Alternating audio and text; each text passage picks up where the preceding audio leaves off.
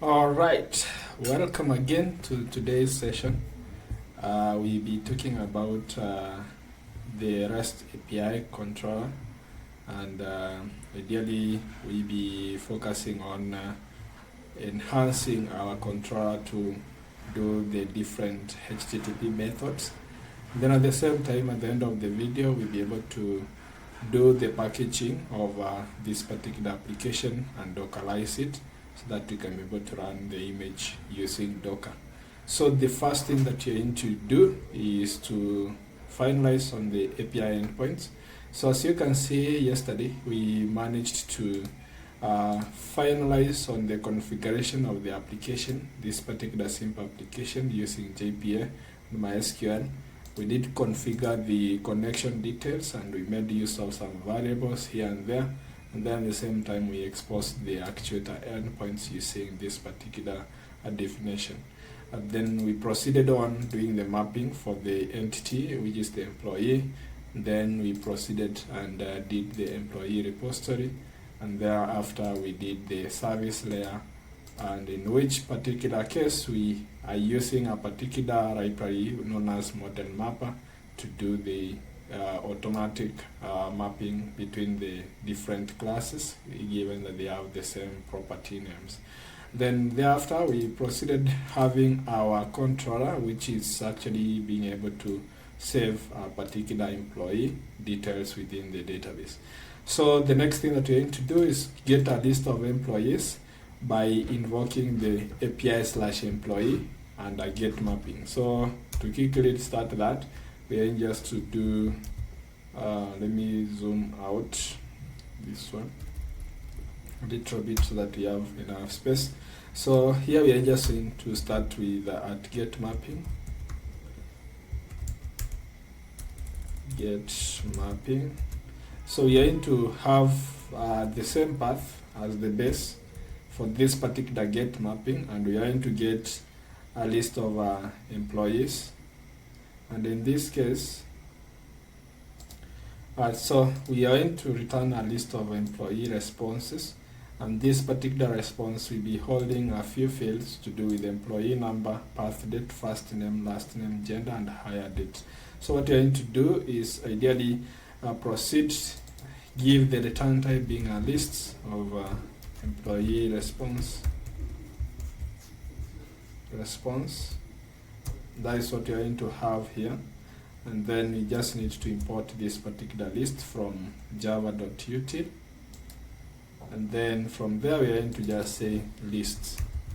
Then here we don't expect any request parameter at the moment, so we are just going to leave it that way. And then from here we need to call the employee service to give us that particular list.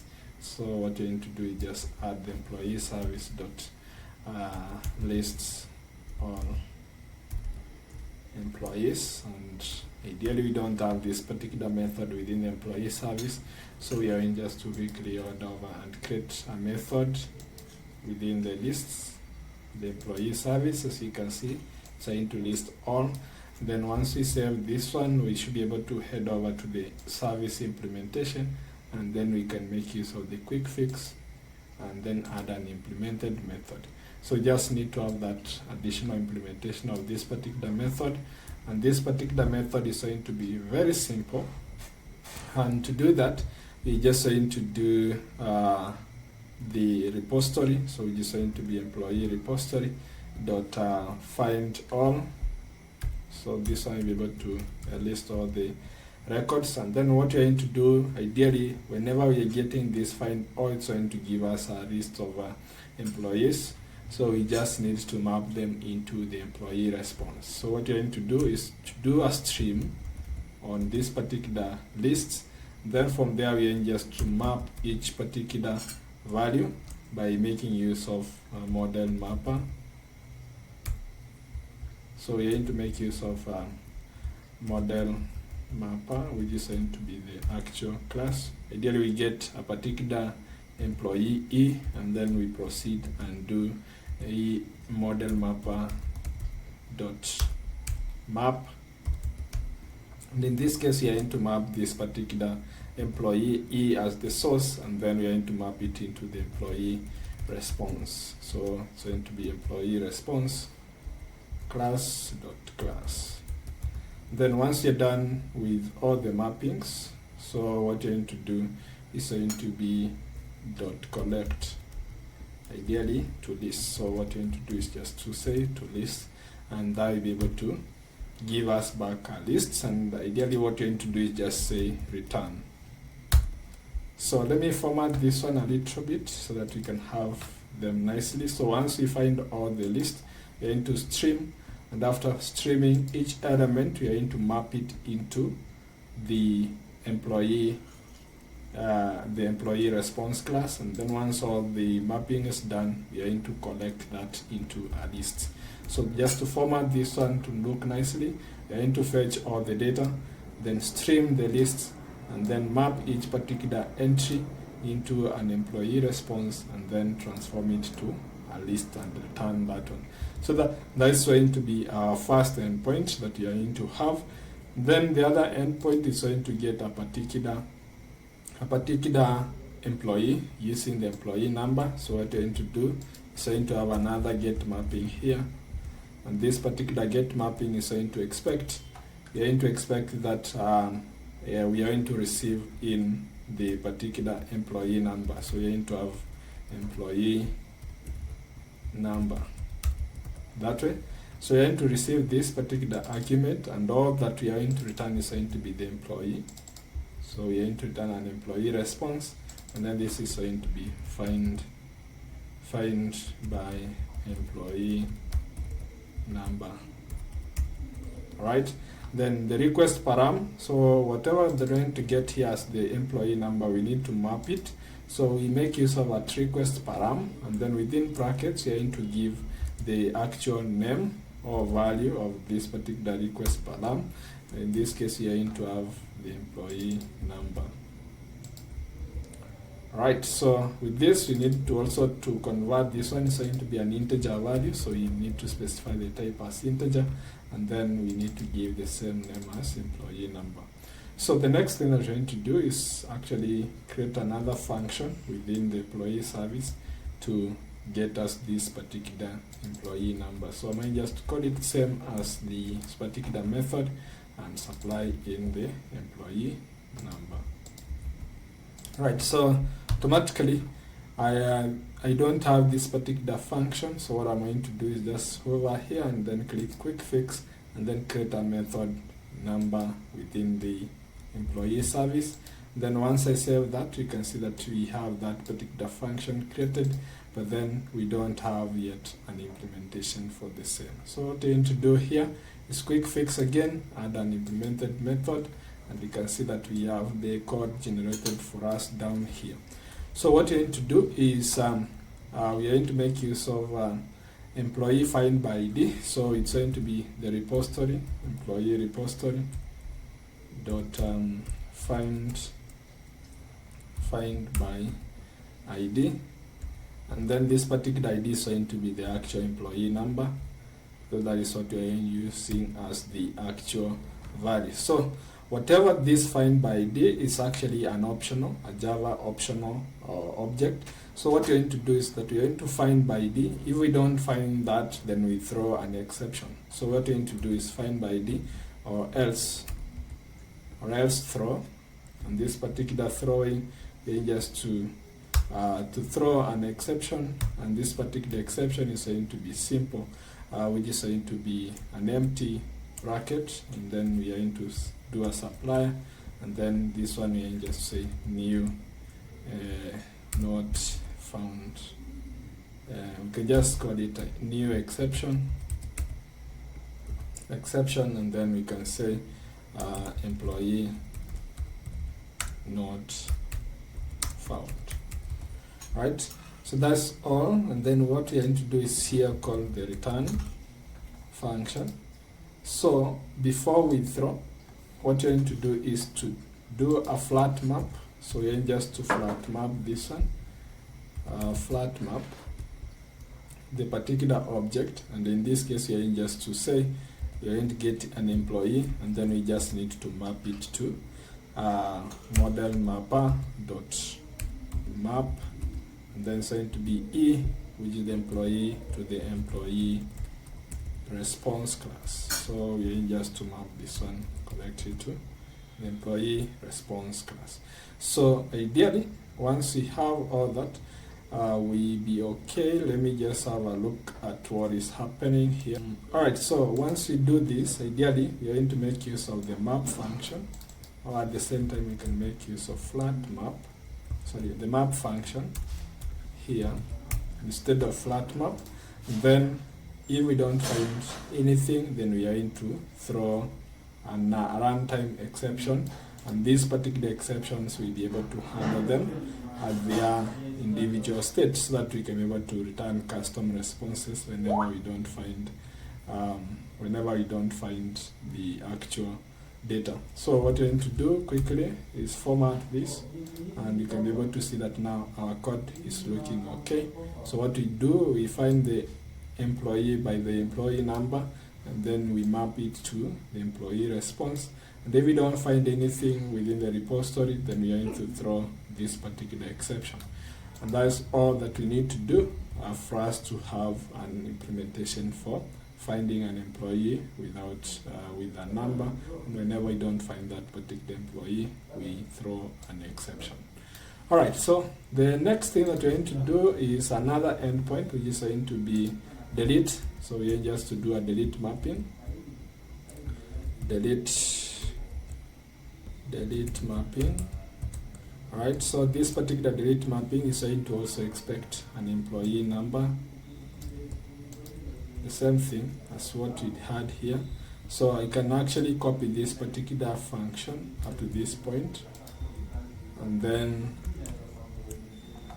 we are going to do this one is delete by, it's going to be delete by employee number, and that is what we're going to have. And then what we're going to do is do the same thing that we had here, and have the mapping of instead of find by, we are going to do delete. And in this case, we are not going to return anything, we're going just to return a successful response. And in this case, we are going just to say to return a simple message, which is going to be of type string, to indicate that we have actually deleted correctly.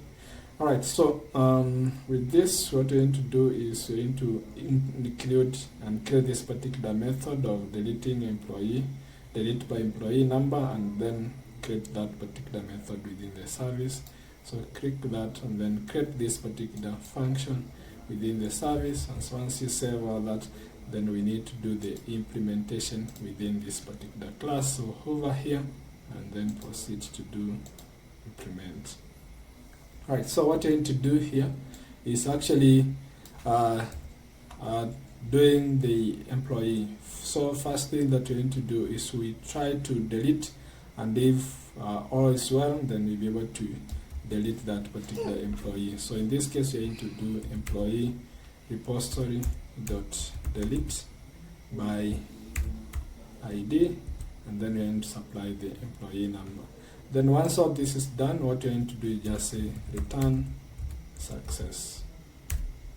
So you just return a simple message success to indicate that we have actually been able to delete that.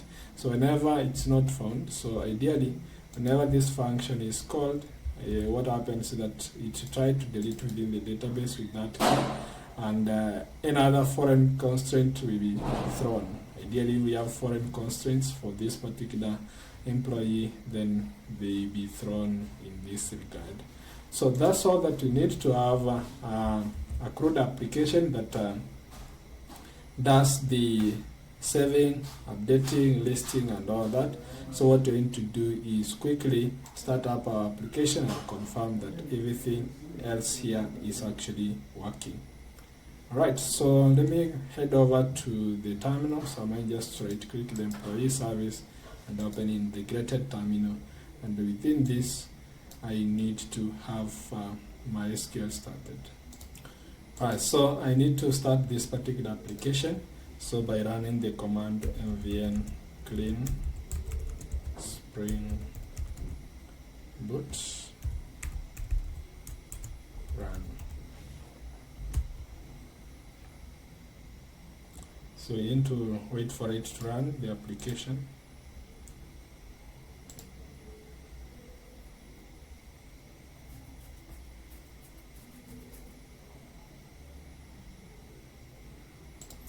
Alright, so everything is up and running, as you can see. So what you just need to do is to give a test to our endpoints. So in this case, you need just to quickly click on the REST service, and then what you need to do is proceed and add another method here, which is going to be to get mapping. So you need just to say get, and then this particular get is going to go to /host. So you need to make use of the host above, and then /API, then /employee. Then this is going to do a get request. So what you need to do is just send this one, and then it's going to call it lists all employees. Right, so quickly you can just proceed and have this send this one. As you can see, we're able to get just one particular employee from our database. So let me create another employee just to be sure that we are working. So in this case, I'm going just to have this one as 1995 10th, and then let's say 10th, and then this is going to be John Doe, and then we can have this is a male, and then the higher date is left with 2020, and then 01 and all that. So we can say 0101, right? So we can remove this. So let me send this one to create the employee. So you can see we have John Doe created within the database. And then what I'm going to do is now invoke the list endpoint again. So once I list, you can be able to see that we have the list of employees. Alright, so the next thing that we're going to do is duplicate this particular endpoint and confirm that we are able to list get by ID. So get by employee number, and in this case you're going to make use of a simple adjustment to this particular get. Now after the employee path, we need to supply the actual ID. So I might just supply actual ID of 2, and in this case you can be able to see that whenever I send that request again, we are unable to get the particular employee. So that is one. So in this case you can see that we are expecting an employee number, and the exception here that we require a request parameter of employee number. So in this case what you need to do is proceed and change our application to respond to a path variable instead of a request parameter. So in this case, instead of us having this as the request parameter, we are going to make use of path variable because it's going to be on the path. So we just need to make that as a path variable. Then change the same for the delete endpoint. So what we're going to do is save that.